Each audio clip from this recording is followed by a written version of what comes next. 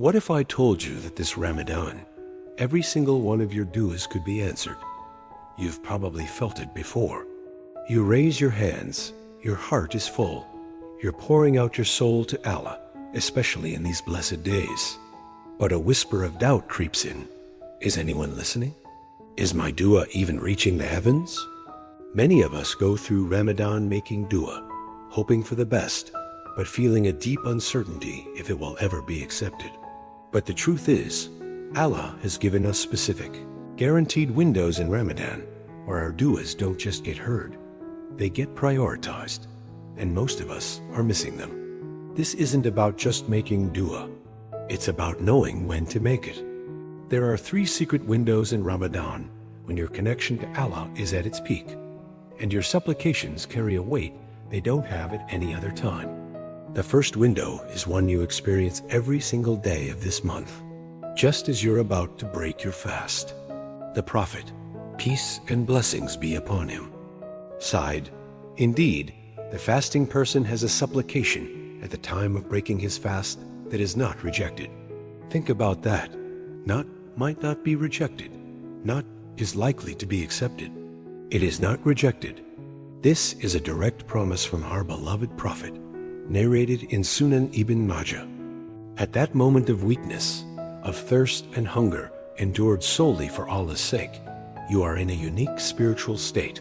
Your voice in that moment pierces the heavens. The second window is in the silence of the night. We all know the power of the last third of the night, when Allah descends to the lowest heaven and asks, "Who is calling upon me, that I may respond to him?" Now, imagine that power, but amplified by the blessings of Ramadan. The last third of the night during Ramadan isn't just a blessed time. It's a convergence of 2 immense spiritual forces. Your fasting state during the day purifies your soul, making your nighttime worship that much more potent. This is your private appointment with the King of all kings, supercharged by the holiest of months. And then there is the night that is a gift in itself, the night that is better than 1,000 months. Laylatul Qadr. Making dua on this single night is more powerful than making dua for over 83 years straight. But there's a condition that ties all of these windows together, a secret ingredient that most people miss. The Prophet, peace and blessings be upon him, spoke of a man on a long journey, disheveled and dusty, raising his hands to the sky, crying, "O Lord, O Lord." But his food was haram, his drink was haram, his clothing was haram, and he was nourished with haram. So how can he be answered? This hadith from Sahih Muslim tells us everything. The acceptance of our dua is tied to the purity of our provision, the presence of our heart, and our patience without haste.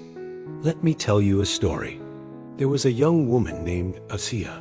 For years, she had been making dua to get married to a righteous man, but nothing seemed to happen. This particular Ramadan, she felt a different kind of desperation, a sincere brokenness. On the 27th night, she woke up for tahajjud. She didn't have a long list. She just made one dua over and over, with tears streaming down her face. She asked Allah for a spouse who would be the coolness of her eyes and a companion on her path to Jannah. She focused on the quality of her dua, not the quantity. 3 months later, through a series of events she could have never planned, she was introduced to a man who was everything she had prayed for. Her one sincere dua, made with a present heart on that powerful night, had changed her entire life. So how do we make the most of this? Create a practical dua list. Divide it into 2 parts, dunya and akhirah. For your dunya, ask for a blessed provision, a righteous spouse, healthy children, a fulfilling career that pleases him. Be specific. For your akhirah, ask for forgiveness of your sins, protection from the grave's punishment, the companionship of the Prophet, and the highest level of Jannah, all firdaus without reckoning. Don't let these windows close without you standing before them, hands raised. And on that final, most powerful night, the one we are all seeking, remember the most beautiful dua our mother, Aisha, may Allah be pleased with her, was taught when she asked the Prophet what to say if she found Laylatul Qadr. He gave her and us these perfect words. End your nights with this dua. Write it down. Screenshot it. Memorize it. But most importantly, say it with every ounce of sincerity in your heart. Allahumma innaka afuun tuhibbil shafwa fa'fu anni. O Allah, you are pardoning and you love to pardon, so pardon me.